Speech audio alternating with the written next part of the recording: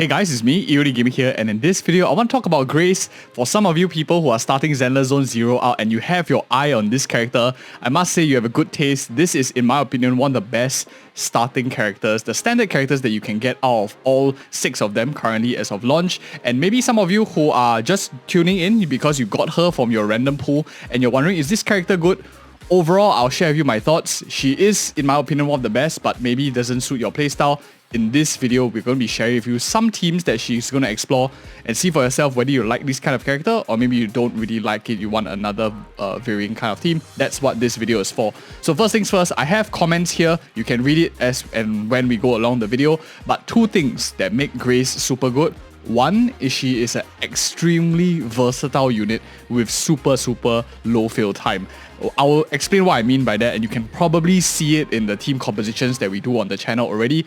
And secondly, that makes her super special is she's a very rare anomaly unit. I would argue you can build any unit for anomaly, but their base stats for a lot of stuff are a lot lower and their whole kit doesn't really scale as well. So for now, Grace is one of the best characters to play if you're interested in this particular aspect. These 2 things combined together makes her quite long, in terms of longevity, makes her quite interesting for the long run. For any of you who are planning to play like Zenless Zone 0 for like the long haul, she's a character that you want to keep your eye out on.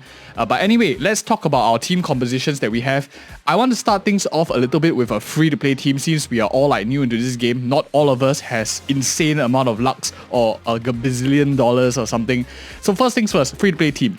I would recommend most people stick with a mono shock team because that really plays into Grace's strengths. There are a few options aside of it, which I'll explain how she can flexibly move around. But let's start off with a typical team of, for example, Grace herself, a shock unit, anomaly unit, and a stun unit like Unbid Damara, who gives you electric stun, helping you like stagger the enemies quicker. And then you have a nice DPS, which is very strong, likes quite a bit of field time, decent in quick swap as well. Anton as well. He is a strong attack unit. So how the rotation normally will work is you have Unbeat Damara trying to stun the enemy, and once they are stunned, you will either switch in with Grace and then switch in with Anton, and Anton does his whole combo string. So the amount of field time that Grace does is super low, but does a lot of impact. If any of you see your damage contribution charts, you will realize that she actually contributes very high amount of damage per second on the field. So that is something that you want to know. This team barely plays around her ability to proc shock, and you want to build a team around it. So in future, if you have like new characters coming in, you can replace any of these with like more expensive electric characters. Of course, I know Anton is not a free character by nature, so I want to give you a bit of flexibility and options as well. In this comp, what you are really missing is an attack unit that can take advantage of the enemy being down.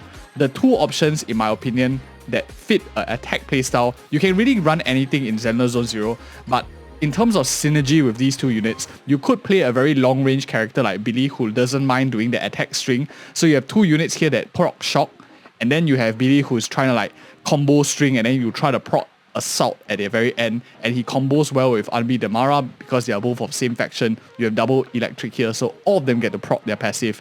You can be a bit more ambitious and go for a character like Corin, who really likes to be, when the enemy is down, she likes to pop up, but you of course don't get the synergies with the rest of them. So I won't really recommend, because if you're talking about meta efficiency, you want to go for the passive buffs that you can proc. For those of you who are interested in know my thoughts in like other characters of these like 4-star, what are the best tier lists and stuff like that, check out our videos on the channel. We did both a 5-star and 4-star tier list, even a tier list for the limited characters. Check those out. I think you'll be very interested in, especially if you're trying to get to the best start possible and not make any mistakes, since gacha games really is a resource allocation game.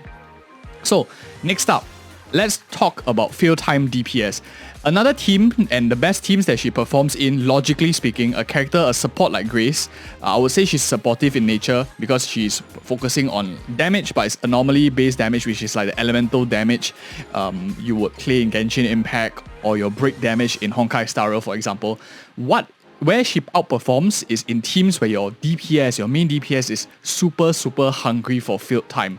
And we definitely will have more characters like that in future. If any of you are thinking of like Miyabi or Soldier 11, Ellen here, and future units, these are characters that like to be on field because they do a lot of damage. But you want supports that take up very little field time and do a lot to contribute to overall DPS of your team, and that helps makes you a healthier team, especially if you have multiple things going for you. So first, team composition will be a team of Soldier 11. Soldier 11 loves being on field. She procs a lot of fire, and a great combination that you can go for with Soldier 11 if you are planning to play her as a main DPS is going for a character like Ben in the second slot, so you have a bit of defensiveness sustain and you have tons of damage coming from Soldier 11, Grace. Grace takes up so little field time that Soldier 11 and Ben can pretty much take the majority of field time when you need, and you swap into Grace when you want to like proc Disorder. You're trying to like, because they are burning, so you can just proc your shock here and there. I think that's really, really solid as well if any of you are playing. Of course, it's a little bit difficult to guarantee since it's 2 standard characters. You need good RNG, so that's why I give you many options on this channel as well. Next up, you have Ellen. This is if you are planning to pull Ellen, you got Grace. I think this is a fantastic start. You can play them both together.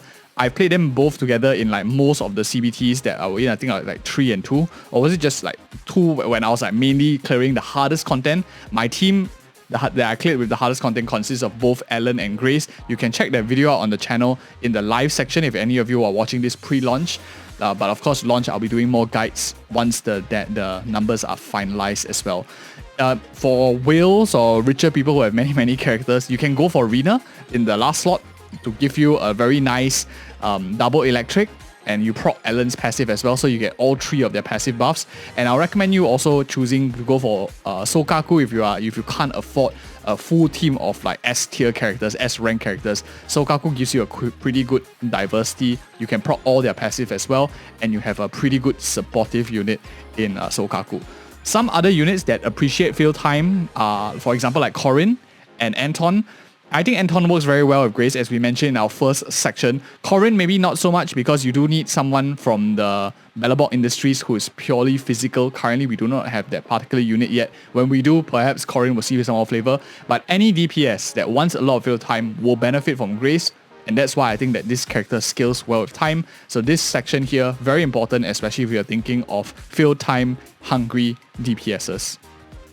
The next thing that we are looking at is the anomaly section, or anomaly part of Grace. She is so good and super versatile, scales very well. It's because she's one of the only units that plays into this Disorder team currently because of her immense amount of application of elemental electric elements. So your first team that you have is a combination of the Bellabog Industry trio. You have Colada, you have Ben, procs tons of burning. They have very great synergies with each other. If you haven't seen the Colada team's guide, I highly recommend you check it out as well. For those of you who think this character is like looks horrible or whatever it is, don't let any design deceive you. I think she looks great. She's a very strong character. The combo is super good between both of them.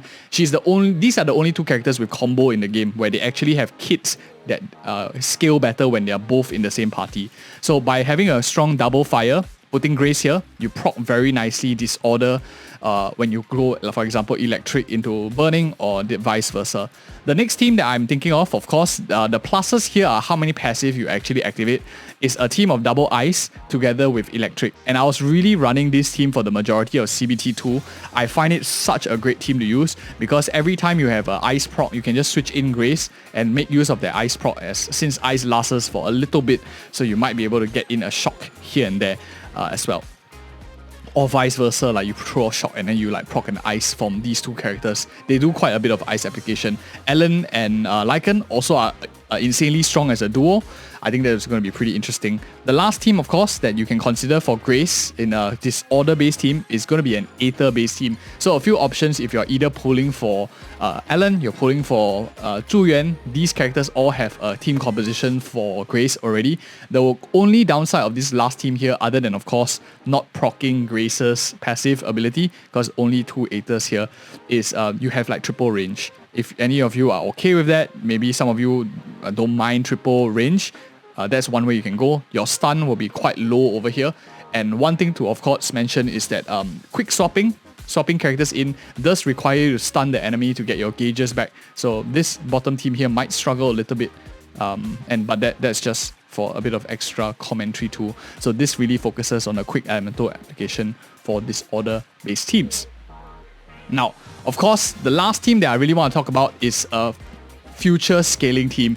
She is such a great character because, as we mentioned, there are so many things about this unit that is just very, very versatile. She is low fail time, which means you can fit any DPS you want. You can fit most supports in the game because she's offensive as well. You can also play her into things that like anomaly teams, which no one else is. So very unique playstyle, very versatile, fits into most roster. That's why I think that this is a very, very solid team. At the same time, she scales very well into the future, especially if there's no like Nyx coming, electric anomaly range character that's very low fail time. Unlikely, they probably will introduce like maybe fire anomaly, and then they will introduce an ice anomaly and stuff like that to just sell more units basically. I don't think Grace would be subjected to power creep very, very early on unless they are like super insane or something.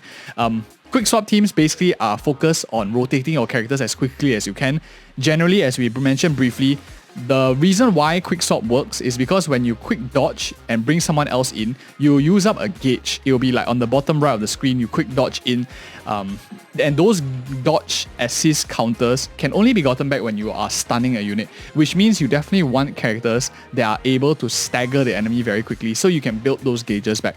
At the same time, you want characters that take up very little field time. So two characters that I can think of is like Lycan as well as Ambi Demara. These two synergize very well. They take up relatively low amounts of field time and do a lot of stagger if you're looking to build up that stagger. So I think this team, these two combos very well. The last one at this point of time is someone that can utilize a quick swap and utilize the ability to be played on field. In my opinion, like out of all of them, the one that I feel is the best, like feels just the most smoothest, is a character like Ellen. She just can be played into quick swap. She can be played into on field as well because of the way that her shards land. For any of you who play like Rosaria and Genshin Impact, it's like the ultimate where you throw that spear on the ground. If you haven't seen that, I'll put out a clip on the video as well. You can see that ultimate or even her reactive assist and whatnot, or even the assist that she does. She does a lot of AoE in a small fashion, which makes her pretty decent as well for quick swap.